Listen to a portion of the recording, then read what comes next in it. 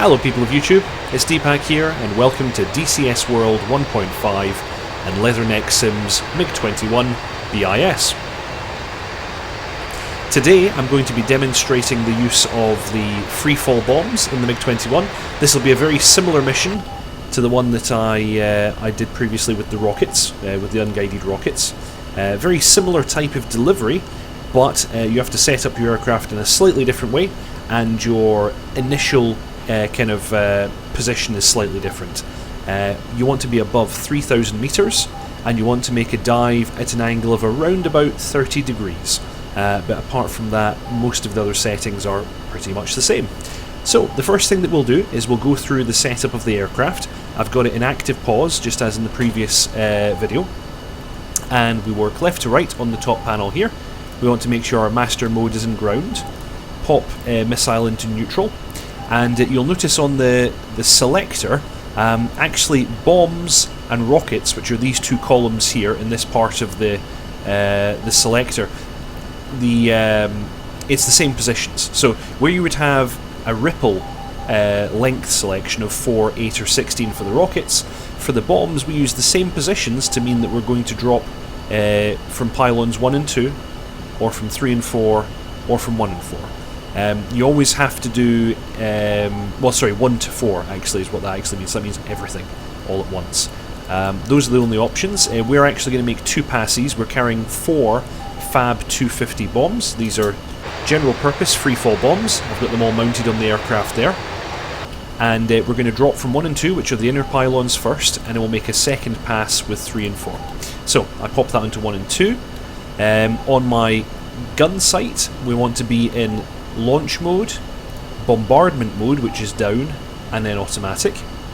We want to make sure that our target size is 10 meters, as always, for air to ground, and we should find that we've got the pipper sitting there at the bottom of the gun sight glass.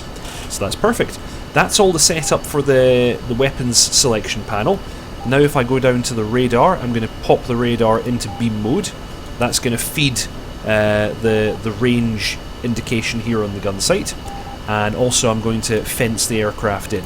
So I'm going to turn off my navigational lights, I'm going to power on my countermeasures pods, I'm going to pop off the cap for the release, I'm going to set my dangerous altitude setting to 250 meters, and something that you have to do when dropping bombs before actually releasing them is to switch this tactical drop switch to the up position, and you'll get a red light. Now what that does is that enables the fuses on your bombs. Otherwise they will still come off the pylons, but they won't be armed and they won't explode. They'll just give your opponent a bit of a fright. So yeah, make sure that switch is in the correct position. And apart from that, we're pretty much ready to go. So I'm going to kind of begin my dive at about 5,000 meters. I want to have my speed around about 600 kilometers an hour, but before I enter the dive I'm going to idle the engine.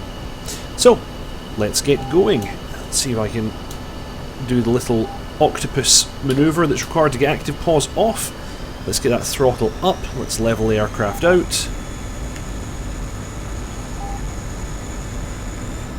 I'm just going to use a little bit of afterburner to get the speed back up to where it should be. There we go. And our vehicles are at the kink in the road as before, so I'm just going to make sure that I've got visual on them, which I do. Yep, I can see our targets.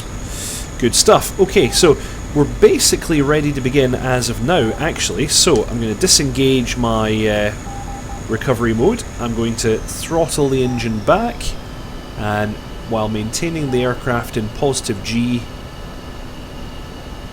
I'm going to begin my dive towards the target area.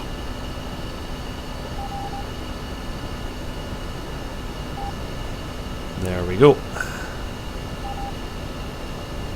So actually I've probably begun just a little bit early, so I'm going to keep my nose slightly high for now, but I will increase the angle as I get closer. As before, we're going to see the launch authorized light here come on, and then if we get too close we're going to see the break off attack light here come on, and we may get the tone of course for the dangerous altitude as well if we let ourselves get too close. Okay, I can see these vehicles nicely now. I'm just going to place my pipper over them. There we go.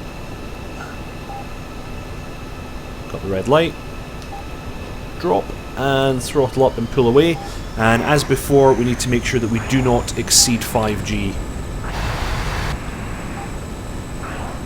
Oh, that was a good hit. That was a good hit. Okay, so I'm going to come back around to our starting position.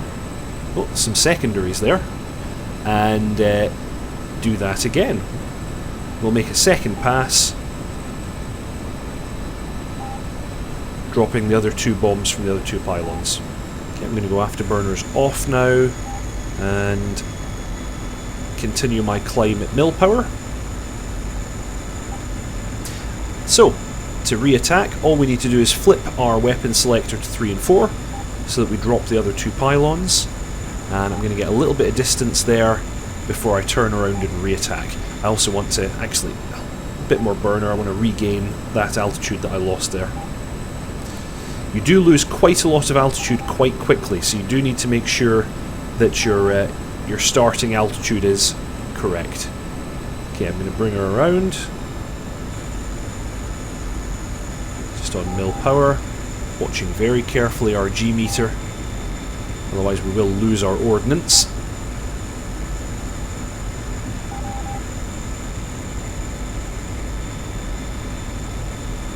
Let's see if I can do that again. This time I'll attack the second group, who are just a little bit further down the road.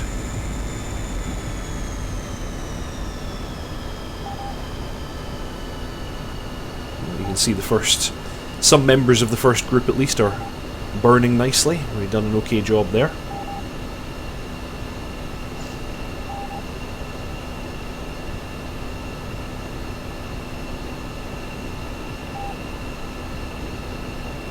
Okie dokie. Let's see if we can do a good job with this one as well.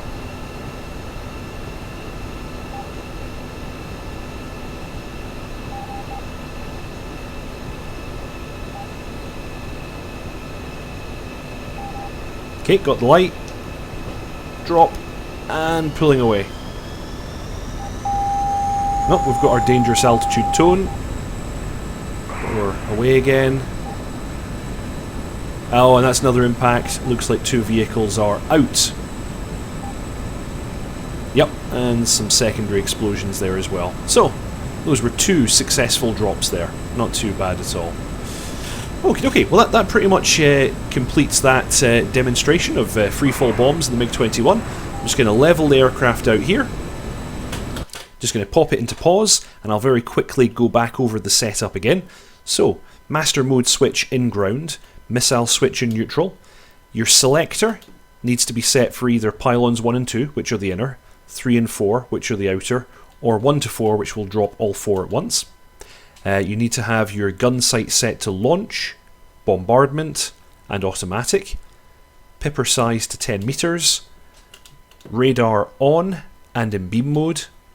And then you want to make sure that your tactical release switch is in the up position, so that your bombs are actually going to detonate when they hit the ground. And apart from that, the things that I normally do would be setting the dangerous altitude. I find that something around about 250 meters does the trick nicely for me, and I would also get my countermeasures ready by flipping on these 2 switches and uncovering the release for the flares. Okay, I hope you all enjoyed that, and I'll see you next time.